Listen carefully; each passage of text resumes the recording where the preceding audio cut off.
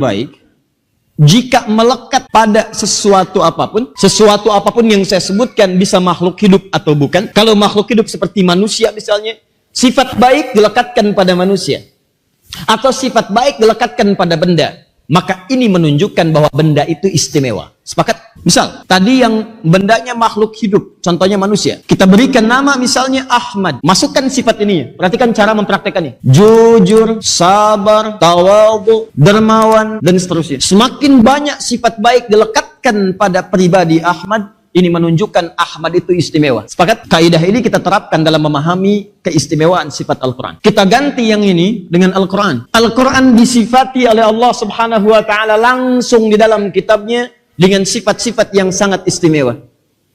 Sifat-sifat terbaik yang tidak pernah melekat pada kitab-kitab lain yang ada di muka bumi.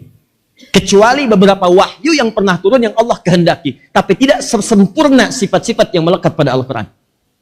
Apa di antara sifat-sifatnya? Pertemuan lalu pernah kita bahas kata Nur. Ada lagi yang lain. 2, 3, 4, 5, dan seterusnya. Jika kemudian sifat-sifat baik ini dilekatkan kepada Al-Quran, maka hukum tadi kita praktekkan. Ini menunjukkan bahwa ada yang sangat istimewa pada Al-Quran. Paham sampai sini? Karena ada sifat-sifat melekat pada Al-Quran selain namanya, tapi sifat-sifat yang lain, bukan menunjuk kepada nama. Ini menunjukkan Al-Quran istimewa.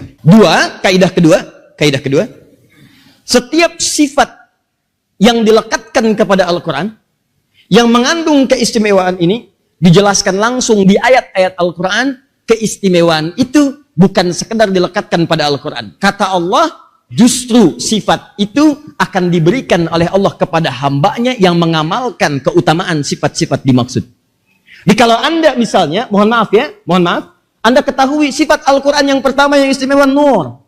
Apa maknanya Nur? Adalah lentera, cahaya dari setiap kesulitan-kesulitan hidup yang dialami. Jadi bahasa realnya cahaya dari gelap, bahasa majasnya, kiasannya, jika Anda punya situasi yang gelap, sulit maksudnya. Karena dalam gelap itu orang sulit melangkah.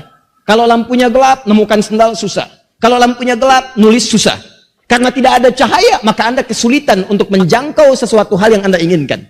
Ini bahasa kiasan. Kalau Anda sedang susah dalam kehidupan, di pekerjaan gelap, di rumah tangga gelap, Anda inginkan cahaya Allah berikan, maka coba baca ayat-ayat Al-Quran yang terkait dengan situasi-situasi dimaksud. Itu pernah kita ajarkan di pertemuan yang lalu. Jadi poin yang kedua, jika Anda ingin mendapatkan keistimewaan dari sifat-sifat Al-Quran ini, maka pelajari sifat-sifatnya, temukan petunjuknya, dan amalkan dalam kehidupan.